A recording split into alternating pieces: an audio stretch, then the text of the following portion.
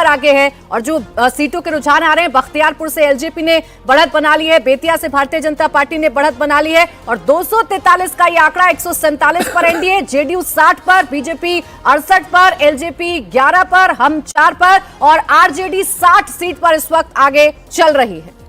ये पूरे सारी सीटें आप देखें एनडीए की कितना इवनली डिस्ट्रीब्यूटेड है, किस तरह से लग रहा है कि मतलब एक सारी पार्टियां जो हैं, जितनी पार्टी हैं, अब 4 सीटें हम भी आगे चल रही है, आरएलएम भी 4 सीट पर आगे चल रही है, लोक जनशक्ति पार्टी भी 11 सीटों पर आगे चल रही है। पहले पूरा अलायंस, पूरी गाड़ी ही आगे जा रहा है। ये नहीं लाइन को बनाए रखने और चलाने में अमित शाह के रोल की भी तारीफ होनी चाहिए, बहुत ज्यादा। उन्होंने वहां बैठ के सब पार्टियों को समझाया, इकट्ठा रखा, बगावत नहीं होने दी, किसको कितनी, और बीजेपी के लोगों को समझाया कि कम सीटों से संतोष कर लो।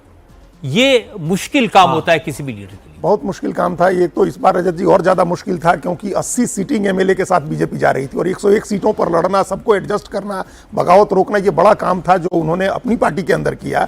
और दूसरे गठबंधन की सहयोगियों के साथ चिराग पासवान को मनाना कितना मुश्किल काम था, वो दिख रहा था कैसे लगातार उनको ट्रैक किया जा रहा था, एक एक बड़े नेता उनको साथ लेकर। अब जैसे हम चर्चा कर रहे हैं, देखिए ये बड़ी स्क्रीन इस वक्त अपने दर्शकों को दिखा देते हैं। अब इसमें जो रंग आपको नजर आएगा वो भगवा रंग ज्यादा नजर आ रहा है क्योंकि सभी 243 सीटों का जो रुझान है वो सामने आ गया है। इधर वाल्मीकि नगर से शुरू करें तो यहाँ जेडीयू, रामनगर में बीजेपी, नरकटियागंज में बीजेपी, बगहा में बीजेपी, लौरिया में वीआईपी, सिकटा में जेडीयू, नरकटिया में जेडीयू, सुगौली में एलजेपीआर, रक्सौल में बीजेपी, बेतिया में बीजेपी, केसरिया में वीआईपी। तो जो भगवा रंग है वो हमें ज्यादा नजर आ रहा है। और कोई ऐसी सीट देवेंद्र जो आपको सरप्राइज कर रही हो, ये रंग आपको? नहीं, इसमें अगर इस सारे लिस्ट को अगर देखें तो बहुत सरप्राइज वाला कोई वैसा कंस्टिट्यूंसी अभी तक नजर नहीं आ रहा है जिसमें ये लगे कि यहाँ पे ये रंग ये होना चाहिए था, ये आगे इसके बदलने की संभावना ज्यादा है। बहुत हद तक वो एक्सपेक्टेड लाइन में है। केसरिया जो वाली जो सीट है वो शायद उसका कलर बदले, और पूर्वी चंपारण की सीट है उसका कलर अभी वो दिख रहा है कि महागठबंधन वहाँ पे आ गया है, लेकिन शायद इसका कलर ये बदल सकता है। पिपरा वाली लगभग वैसे ही रहेगी। मोतिहारी, गोविंदगंज में हालांकि टफ फाइट होगा। फाइनल रिजल्ट आप देखेंगे जिसमें बहुत बड़ा मार्जिन नहीं नजर आएगा। हरसिद्धि, नरकटिया, सुगौली, रक्सौल ये सब सीटें ठीक दिख रही है। बेतिया, चनपटिया वगैरह वैसी सीटें थी जो कि टफ थी, फिर भी उनके पक्ष में दिख रहा है क्योंकि माहौल वैसा दिख रहा है। प्राणपुर के कलर बदलता हुआ नजर आएगा आपको। कटिहार में, कदवा, बलरामपुर लगभग सेम कलर रहेगा। कदवा में कांग्रेस, बलरामपुर में सीपीआईएमएल।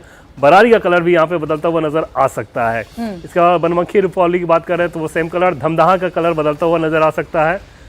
कोढ़ा की सीट, इसमें मुस्लिम आबादी बड़ी है यहाँ पे, बावजूद इसके वोटों में बिखरा हुआ है, यहाँ पर बीजेपी का कलर वो बरकरार रह सकता है। ठीक। आलमनगर जेडीयू ठीक है, बिहारीगंज जेडीयू ठीक है, सोनबरसा जेडीयू ठीक है, महिषी जेडीयू ठीक है, गौरा बराम बीजेपी ठीक है। इन सारे कलर्स में अगर आप देखें कोई सरप्राइज वाला कलर इसमें भी यानी गौरा बोराम वाली सीट जहां से संतोष सहनी बैठ गए, उसका असर भारतीय जनता पार्टी को हो रहा है या उसका फायदा हो रहा है? फायदा हो रहा है। हाँ। शुद्ध रूप से फायदा हो रहा है क्योंकि अगर वो नहीं बैठते तो मुसीबत थी। और कहा ये जो वजह बताई जा रही है, वजह उसके पीछे कुछ और है। जैसे सिर्फ एक लाइन में समझिए कि गौरा बोराम में जो बीजेपी के कैंडिडेट हैं, इनकम टैक्स के ऑफिसर रहे हैं, मुंबई में उनके इनकम टैक्स से बहुत सारे दोस्त रहे हैं।